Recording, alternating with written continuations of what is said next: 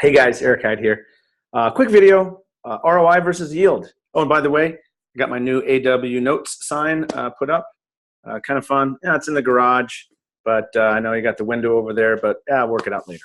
Anyways, okay, ROI versus yield.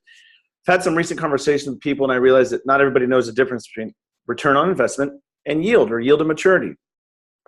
So my goal is just to kind of go over some of the similarities and differences.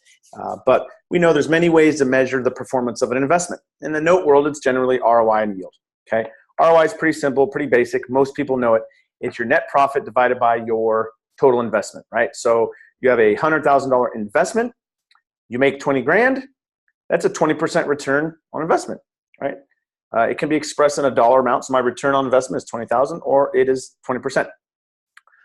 But let's say in this example, it took me 18 months to get. Okay. My return is still 20%, but if I'm looking at an internal rate of return, or IRR, I need to annualize this number. So in this example, it would actually be 13.3%. So my IRR in this example is 13.33%. Total return is still 20%, but over a 1.5 year period. Okay. So yield and IRR are similar, but I'm just going to compare yield and ROI for now in this video. Okay. ROI is simple, quick and easy. Yield, a little more complex, harder to get to. It's not difficult. You just have to know how to do it. Okay. ROI is your return on investment over some period of time, your total return over some period of time. Yield is the interest income you received. It's an annualized number, and it's prospective. It's forward-looking, right?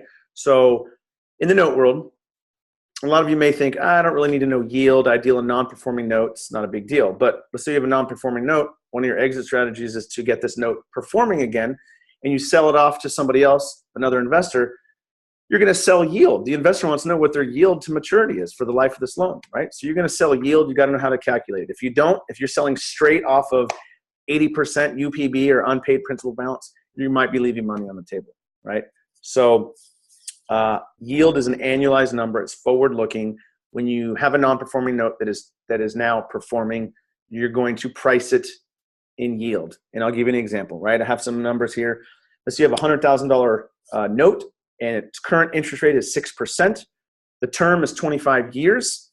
That monthly payment works out to be $644.30. Now, let's say this is my note. I'm looking to sell this now performing note.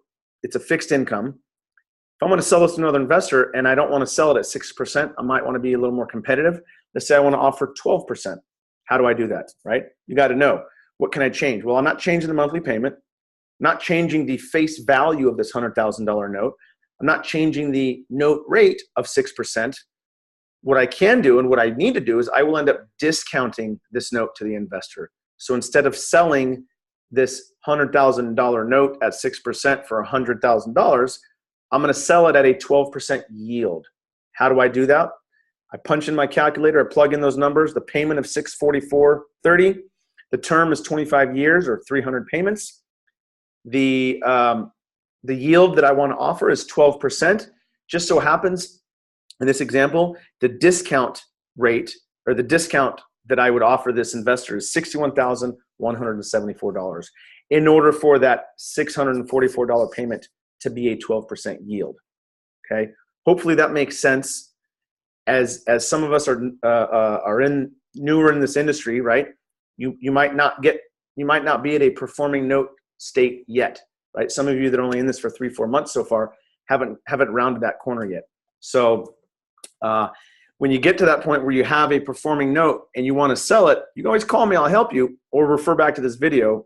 But you're going to need to plug in your numbers, figure out what yield you want to offer. If you want to offer a 14% yield, that's fine. That $61,000 is going to drop a little bit lower, right? You can play around with it and decide what you want to offer.